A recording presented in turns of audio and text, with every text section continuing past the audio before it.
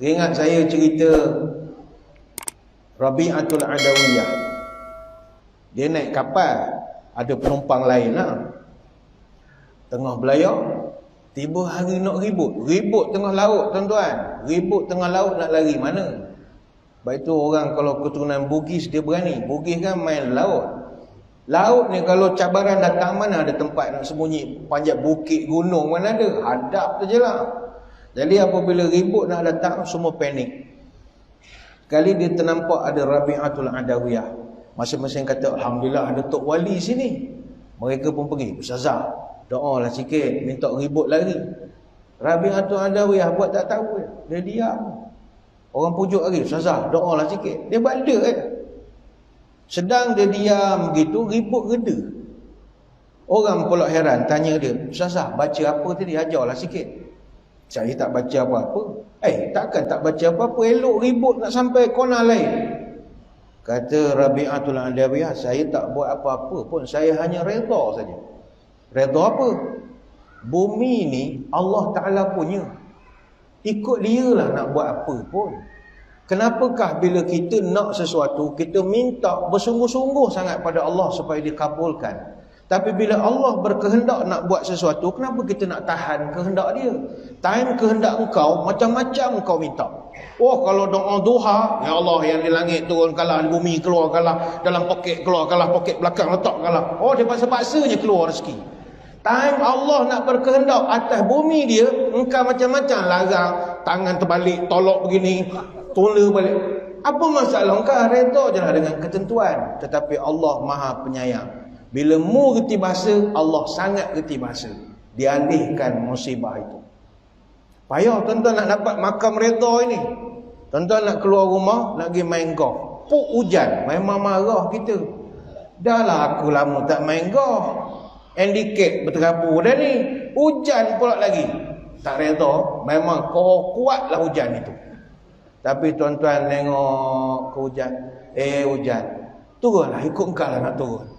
Engkau pun dah lama dah tak turun. Turunlah hujan. Kau semu lah. Kau demo lah. Gitu. InsyaAllah. Betul orang tua kata, kalau kita tak marah ke dia, berhenti hujan tu. Berhenti. Jangan marah dia. Redha.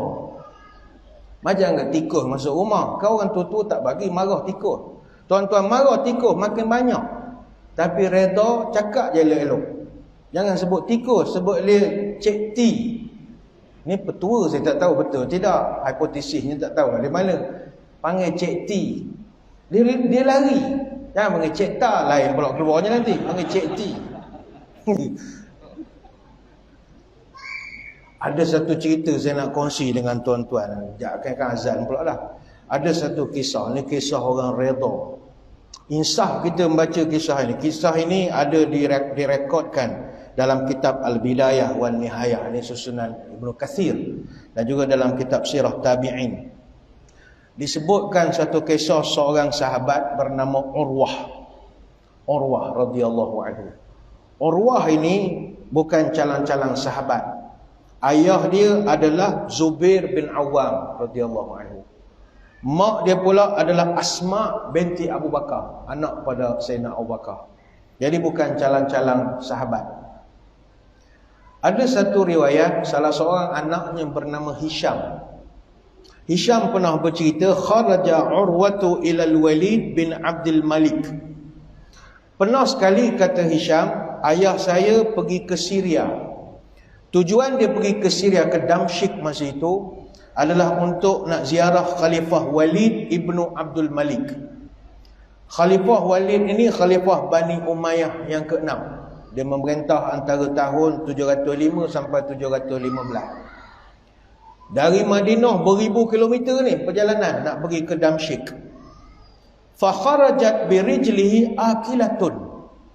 Dalam perjalanan tiba-tiba Urwah, iaitu ayah saya ini, ditimpa satu sakit, kaki dia tiba-tiba bengkak. Macam tuan-tuan pun keadaan bengkak begitu kan? Go out, gout. Bengkak tiba-tiba. Tapi ini lain. Dia bengkak itu berserta dengan bisa-bisa. Kemudian dia menyerang pula ke organ-organ yang lain, ke anggota yang lain. Daripada betis naik ke peha. Jadi bayangkan perjalanan nak ke Damsyik itu makan masa hampir 7 hari, jauh lagi. Kaki dah start bengkak. Dan bengkak dia sampai dah tak boleh nak berjalan. Daripada kaki menjalar sampai ke perut, sampai ke pinggang, satu badan dia sakit. Maka bila dia dah nak sampai ke Damsyik tu memang orang papah dia. Akhirnya dapatlah dia berjumpa dengan Khalifah sampai di istana. Amirul Mukminin telah arahkan para doktor untuk periksa penyakit dia tu. Apakah penyakit sebenar yang dihadapi oleh Urwah? Yang ini saya ingat kita bincang atau sambung selepas ini. Sebab selepas ini akan berkumandang azan Isyak. Jadi saya ingat kita berhenti dulu seketika. Jadi tuan-tuan semua jangan ke mana-mana, kita kembali semula selepas ini. Muslimin muslimat yang dirahmati Allah sekalian, kembali kita menyambung ceramah. Tajuk pada malam ini, tutup buku lama, bukalah buku baru. Bersempena dengan kita nak bertemu dengan tahun baru 2023, insya-Allah bermula malam esok.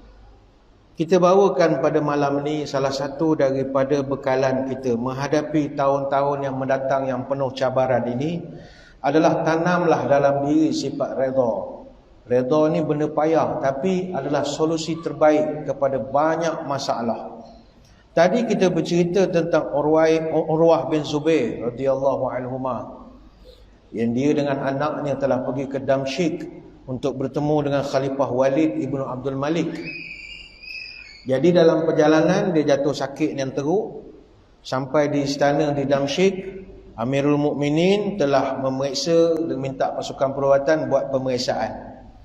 Dan barisan doktor, tabib-tabib ketika itu mengatakan bahawa kaki Urwah ini mesti dipotong. Kalau kaki dia tak dipotong secepat mungkin, serangan akan pergi pelak kepada anggota yang lain dan boleh menyebabkan kematian. Pergi ke jantung, pergi ke apa, boleh jadi kematian pula. Urwah ketika dapat maklumat itu, dia reda je. Potong kaki, potong kaki tuan. Tak apalah, kalau dah begitu pakar-pakar mengatakan, saya ikut sajalah. Tabib pun mengata, tuan, kami di sini kepandaian ilmu tabib kami bagus. Jadi kami ada buat ubat-ubat penahan sakit, pelali-pelali yang boleh menyebabkan pesakit terlena, macam bius lah. Kalau kami bagi dekat tuan, nanti tuan tak sedar, dan masa potong kaki pun taklah rasa sakit sebab tuan tak sedar. Apa respon Urwah? Oh, tak payah, kata dia. Saya yakin tak ada seorang pun orang beriman yang akan sanggup minum apa-apa yang boleh menghilangkan akal. Sebab apabila kita hilang akal, sudah pasti saya akan lupa pada Allah. Saya tak nak lupa Allah walau satu saat pun. Oh, ini lain orang iman tahap tinggi. Kita beberapa kali lupa Allah. Dengar lagu pun lupa Allah sekejap. Dia memang tak nak lupa Allah walau seketika. Maka tabib kata, habis saya nak potong tuan guru ni, macam mana pula dia negang? Beginilah, kalau encik nak potong kaki saya, lakukanlah ketika saya sedang semayang. InsyaAllah saya boleh tahan sakit. Semayang. Dia pun semayang. Ketika dia solat, itulah kakinya dipotong. Faqata'aha, maka kaki kanannya pun dipotong. Habis saja kaki dia dipotong, selesai solat, Urwah pegang kaki kanan dia yang dah dipotong tadi, ulurkan dia kakinya yang dah dipotong tadi. Dia balik-balikkan kaki dia, belik-belikkan kakinya, dan dia mengatakan, ya Allah, sesungguhnya Engkau maha tahu bahawa tak pernah sekali pun aku guna kakiku ini untuk pergi tempat maksiat, ya Allah. Saksikanlah ya Allah, amanah aku jaga selama ni. Ini Urwah bin Zubair. Doktor pun ambil kaki dia. Dia pun menjalanilah rawatan lanjut. Doktor cek dia punya luka, buat dressing apa semua. Sedang dia menjalani rawatan, wasaqata bnu lahu an zahri baitin. Anak dia yang ikut dia travel daripada Madinah ke Damsyik, tiba-tiba kemalangan di Damsyik. Kemalangan melibatkan kenderaan kuda. Dia adalah bermain kuda ke apa ke, tendang dia kuda ke, dia jatuh. Yang penting anaknya itu meninggal. Maka bayangkanlah tuan-tuan puan-puan, Urwah bin Zubair satu trip pergi ke Syria, 2 ujian berat diberi Allah pada dia. Pertama, kaki dia dipotong. Yang kedua, anak dia meninggal. Orang sebersalah nak beritahu pada dia, dia dah tengah sakit, nak beritahu pula anak dia meninggal. Akhirnya ada yang kata, tuan guru minta maaf lah ni, anak meninggal. Apa respon Urwah? Ini orang makam redha yang tinggi. Dia baca puisi, baca sajak, baca syair. Wa'lamu anni lam tusibni musibatun minad dahri illa qad asabat fatan qabli. Ketahuilah bahawa tidaklah aku ditimpa suatu musibah dari masa ini, melainkan musibah yang sama pernah menimpa kepada orang-orang sebelum aku, kata dia. Relax saja dia. Kemudian dia mengangkat tangan berdoa. Allahumma kana li banuna sab'atun fa akhasta minhum wahidun wa baqaita sittatan. Ya Allah, aku pernah memiliki 7 orang anak, lalu engkau ambil seorang daripada mereka, tetapi baiknya engkau meninggalkan 6 lagi untuk aku. Melainkan orang redha. Wa kanat li atrafun arba'atun fa akhasta minni tarfan wa abqaita li salasa. Saya juga mempunyai 4 tulang 4 kerat, 2 tangan 2 kaki. Engkau telah ambil 1, tapi baiknya engkau ya Allah tinggalkan 3 lagi untuk aku. Wala in abtalaita laqad afaita wala in akhasta laqad abqaita. Sesungguhnya ya Allah, apabila engkau menguji kepada aku, maka pasti kau akan jamin keselamatan aku. Dan jika engkau mengambil sesuatu daripada aku percaya kau akan kurniakan aku nikmat yang lebih banyak lagi selepas daripada itu. Kalau kita hayatilah tuan-tuan puan-puan doa Urwah bin Zubair ini, tinggi sungguh tahap redha dia kepada Allah. Kehilangan 1 kaki dia tak nampak. Yang dia nampak Allah sudi kekalkan 3 lagi anggota pada dia.